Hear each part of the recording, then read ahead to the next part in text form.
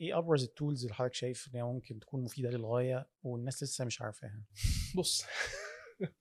انا من يعني خليني اقول لك الاجابه المختصره شات جي بي تي. كويس، ده الاجابه المختصره. لكن في حاليا مواقع، المواقع دي تعتبر دليل للاي اي، زي موقع اسمه there is an AI for that. ده هو اسم الموقع كده. تمام. وموقع تاني اسمه فيوتشربيديا، موقع تاني اسمه topai.tool. الثلاث مواقع دول ممكن تلاقي عليهم 11,000 أداة مختلفة من أدوات ال AI، وكل واحدة غير التانية. خلاص. كل حاجة يعني علشان مثلا ايه اجيب المج ده من هنا لهنا في AI. كويس. بس مش كلهم بيتم استخدامهم بنفس الاسلوب. وعلى الجانب الاخر في ناس لغاية وقتنا هذا ما تعرفش يعني ايه شات جي بي تي.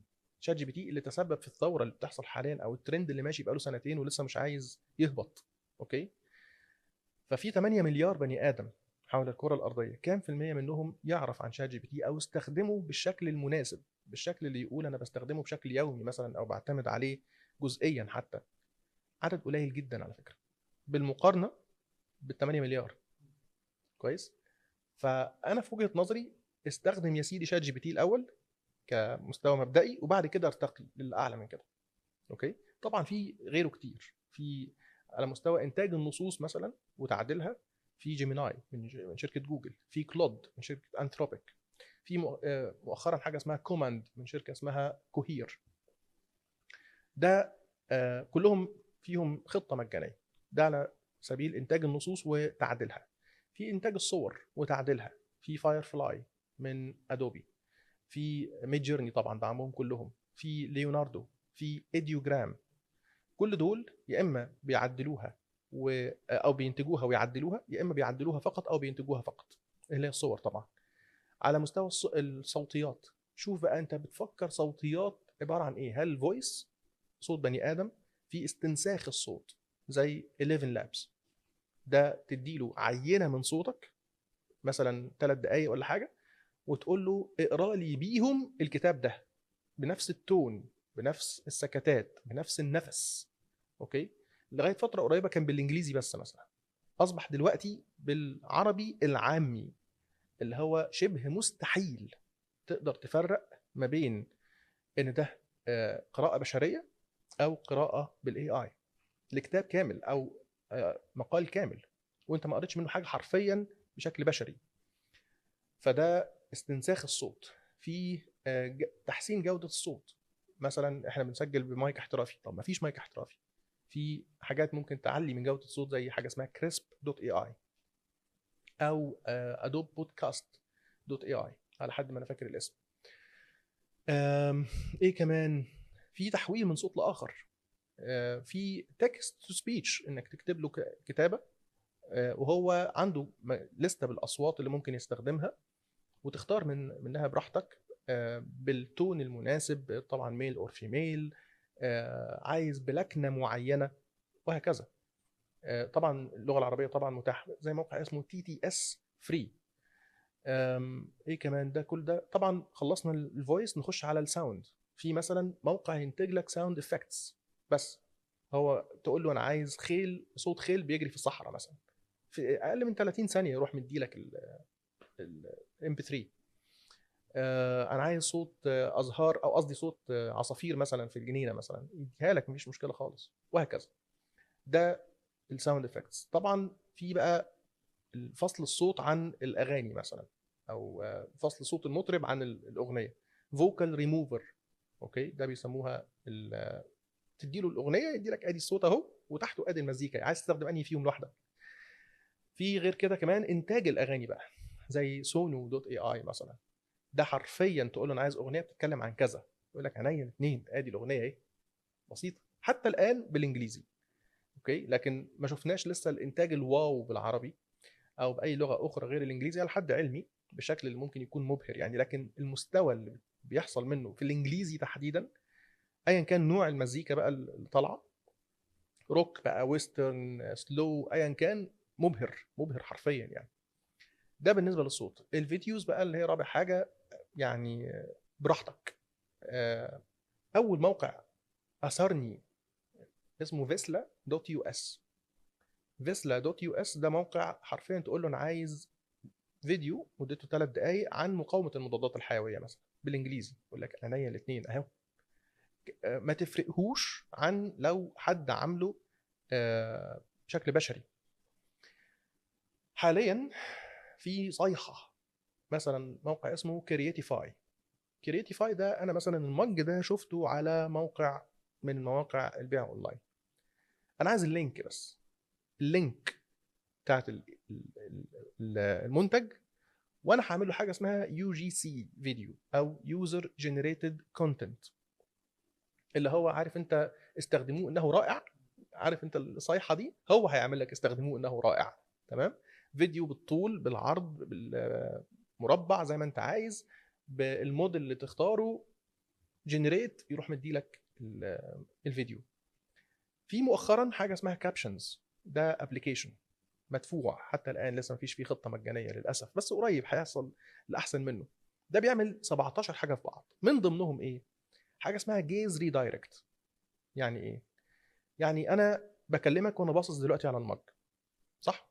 طيب الكاميرا شايفاني باصص على المج، انا ممكن اكون بقرا سكريبت، تمام؟ باستخدام كابشنز لو دخلت فيه الفيديو ده يروح قالب طريقه او يعني شكل عيني اني اكون باصص للكاميرا عادي خالص. هو كده حول اتجاه نظري، حول اتجاه الجيزنج بتاعي الى اني اكون باصص في اتجاه الكاميرا. ده طبعا يعني موال في حد ذاته. ممكن تصور له 3 دقائق، 3 دقائق وشك الزاويه دي الزاويه دي، خلاص تقول له اتفضل الفيديو اهو. خد بقى تكست تاني واعمل لي فيديو شبهه. واو، خلاص. ويبقى قابلني لو عرفت تفرق ما بين البشري والاصطناعي. طبعا غير مجموعه من البرامج برضو اللي او قصدي المواقع زي رانواي مثلا او VIDU، اللي تقول له انا عايز تديني 5 ثواني لفيديو فيه مثلا صيدلي واقف جوه صيدليته وبيبتسم، يروح مديهولك. دي برضو ومجانا ومن غير ووتر مارك. تخيل الفكره ان كل يوم شركه بتيجي تعلي على الشركه اللي قبلها وتعمل محتوى او تعمل خدمه اعلى في الجوده وبسعر اقل او مجانا خالص وبصلاحيات اوسع، وتقول لك احنا جايين نعلم على الشركه اللي قبلنا، خلاص، واللي يحصلنا يكسرنا. اوكي. في بقى مواقع بتضم كذا حاجه من دول في نفس الوقت. كانفا مثلا، كانفا مش موقع AI اصلا، ده موقع تصميم. يروح مدخل AI في كل حاجه تقريبا بقى، في الفيديو كرييشن، في الايمج كرييشن، في النصوص، في الخطوط، بشكل مبهر. طبعا كل ما تدفع كل ما تحصل على مزايا اكتر. بس فدي تعتبر جوله سريعه كده عن الاي اي ممكن يعمل ايه. حضرتك كنت ذكرت من شويه ان مثلا اثناء التعامل مع شات جي بي تي خليه يسالني ايه اللمسات الفنيه تانية اللي المفترض الانسان يستخدمه عشان يطلع اقصى فائده ممكن من التولز دي. عد معايا. قلنا اول حاجه خليه يسالني. تاني حاجه انه لو غلط لا قدر الله تقول له على فكره انت اخطات، يقول لك انا اسف الصح كذا. كويس. فما تتكسفش منه، صحح له عادي. ادي 2. 3 قول له فكر معايا بصوت عالي. يعني تعال نفكر خطوه بخطوه، مش تديني الاجابه بشكل مباشر كده وخلاص، لا، قول لي انت وصلت للاجابه ازاي وبعد كده ادهاني في الاخر. ده في حد ذاته بيحسن من جوده الاجابه النهائيه. ادي رقم 3. رقم 4 دي يعني كوميديه جدا، انك تقول له خد نفس عميق قبل ما تجاوب. ياخد نفس فعلا. فعلا. يكتب لك في الاول كده taking a deep breath، خلاص، وبعد كده يجاوب. رقم 5 انك تقول له او توجهه للاتجاه اللي المفروض ان الاجابه تبقى فيه. بمعنى ايه؟ انا هقول سر يعني ما بقولش عليه لاي حد الا بشكل مدفوع، بس يعني حلال عليكم. مشاكل كتير بتحصل او بتيجي في جروبس المرتبطه بالكارير كوتشنج، فتلاقي حد كاتب بوست طويل عريض عن مشكله حصلت له في الشغل مثلا او مع مديره او مع زمايله او whatever، وبالعاميه المصريه. انا عشان ارد بسرعه اعمل ايه؟ اخد الكلام ده كله كوبي بيست، واخره اروح كاتب كده اديني رد مفصل بالعاميه المصريه از كارير كوتش او ككارير كوتش محترف، يبدا بيه المشكله بتاعتك ليها 10 حلول وهم، وروح حاطط 3 نقط واقول له اتفضل كمل. هو بيكمل لوحده. كويس. في ناس لغايه وقتنا هذا بتستخدم الشات جي بي تي او غيره وما بتستخدمش الطريقه دي، او ما وصلتش للاسلوب ده في التعامل مع الاي اي. اوكي، فيما هو اكتر من كده، في انك تديله قالب علشان يحله. يعني مثلا من شويه كنا بنتكلم على اختبار الشخصيه، واعرف منين اذا كنت كابتن ولا موظف او قائد او موظف او مالك او بحار، او قصدي مراكبي.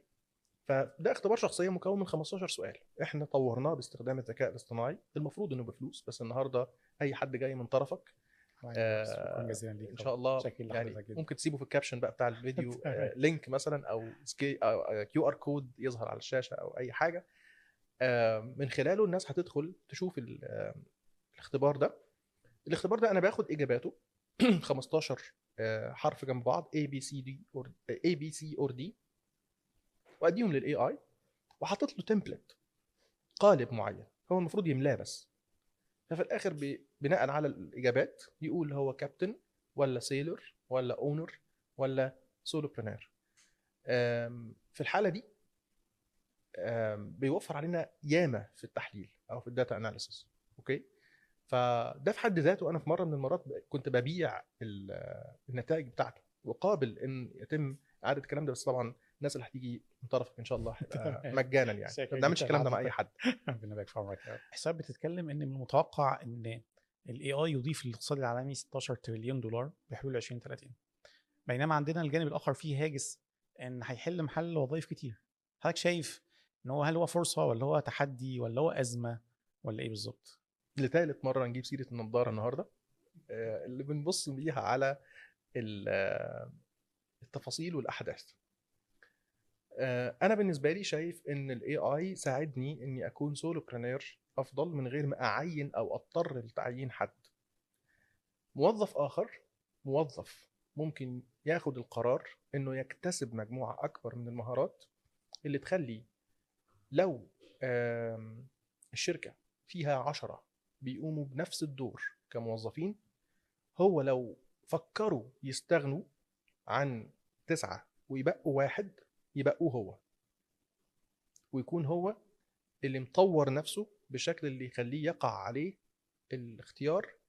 اما مشوش ال9 التانيين يخلوه مديرهم لو ده بالنسبه له يناسب شخصيته، يعني كويس، لمجرد انه فاهم في الاي اي اكتر منهم، سابقهم.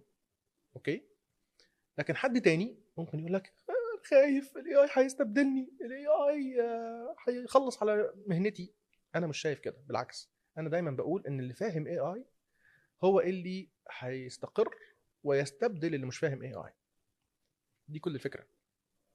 زي ايام الاي سي دي ال وايام التايب رايتنج من 50 60 سنه، اي سكرتيره كانت عايزه تترقى او كانت عايزه يتم الحفاظ عليها كانت تتعلم الخط على الاله الكاتبه او استخدام الاله الكاتبه. فاكر الاله الكاتبه بتاعت زمان؟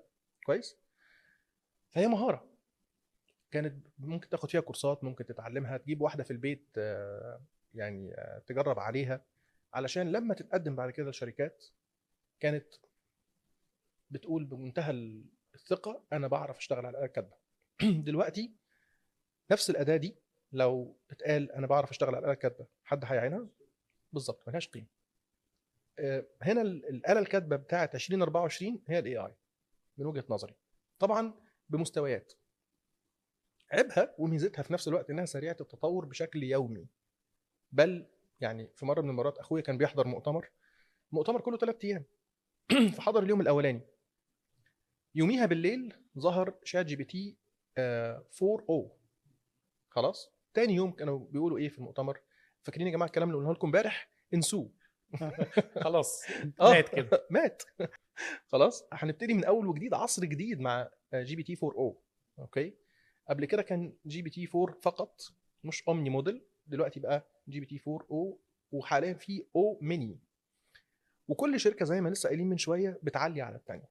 فتلاقي مثلا فتره من الفترات نقول جي بي تي 4 هو التوب، هو المعلم عليهم كلهم. مفيش اسبوعين 3 يظهر كلود سونيت هو اللي يكون الريزونابيلتي بتاعته او المنطقيه في التفكير وفي التواصل اعلى بكتير من جي بي تي 4 او، وهكذا. هوب تلاقي شركه تانية تقول انتوا كلكم بفلوس، انا بقى هشتغل ببلاش، زي شركه كوهير زي ما قلنا لسه من شويه. واللارج لانجوج موديل بتاعي اوبن سورس على حد ما انا فاكر، الله اعلم ممكن حد يصحح لي، واللي عايز يحصلني يكسرني، وهكذا. فده في حد ذاته انا شايفه ميزه. ناس تانية تقول لك يا انا بلهث ورا التطور ده ومش عارف اخد نفسي كويس. انا احيانا بحس بالكلام ده، بس في نفس الوقت بحس ان دي تعتبر ميزه مش عيب برضو، لان ده معناه ك اي انستراكتور او اي سبيشالست او ايا كان المسمى، انا مش عايز اقف عند مسمى معين. ده معناه ان مفيش مخلوق بشري يقدر يحيط حتى الان زي ما لسه قايلين ب 11000 اداه واكتر ويعرف بالكامل عنهم. فاكيد هيبقى فيه حد ما يعرفش اللي عندي وانا ما اعرفش اللي عنده، فنكمل بعض.